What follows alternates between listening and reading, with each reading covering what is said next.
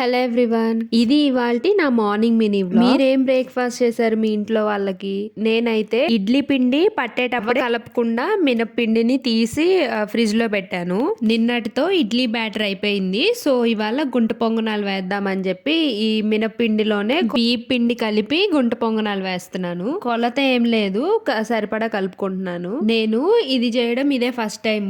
అంటే ఎప్పుడు నేను దోశ బ్యాటర్ తోనే చేస్తాను. చూడాలి ఎలా వస్తాయో. అంటే ఒకసారి నేను ఇడ్లీ బ్యాటర్ తో చేసి చూస్తే నాకు అంత నచ్చలేదు. లోపలంతా పిండి పిండిగానే ఉన్నాయి. అందుకని ఓన్లీ మినపిండిని ఉంచాను. ప్రాసెస్ కూడా చాలా సింపుల్. మినపిండిలో సరిపడా వరిపిండి కలుపుకొని అందులో కొంచెం సోడా ఉప్పు అలానే సాల్ట్ ను వేసుకోవాలి. ఇంకా అందులో మనకు కావాల్సిన వెజ్జీస్ ని వేసుకోవడమే. నేను ఆనియన్, క్యారెట్ అలానే కరివేపాకు వేసాను. మిర్చి లేదు, అందుకని ఇంకా వేయలేదు. క్యారెట్ ని ముక్కలుగా కంటే తురుముకొని వేసుకుంటే ఇంకా బాగుంటుంది.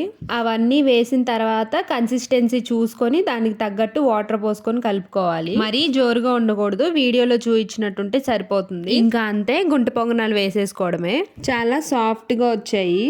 పిల్లలైతే చాలా ఇష్టంగా తింటారు. కానీ నాకు మాత్రం దోశ బ్యాటర్ తో వేసినవే నచ్చాయి. ఎందుకంటే అవి కొంచెం బయట క్రిస్పీగా లోపల సాఫ్ట్ గా ఉంటాయి కాబట్టి. వీడియో నచ్చితే లైక్ చేయండి, అలానే సబ్స్క్రైబ్ చేసుకోండి.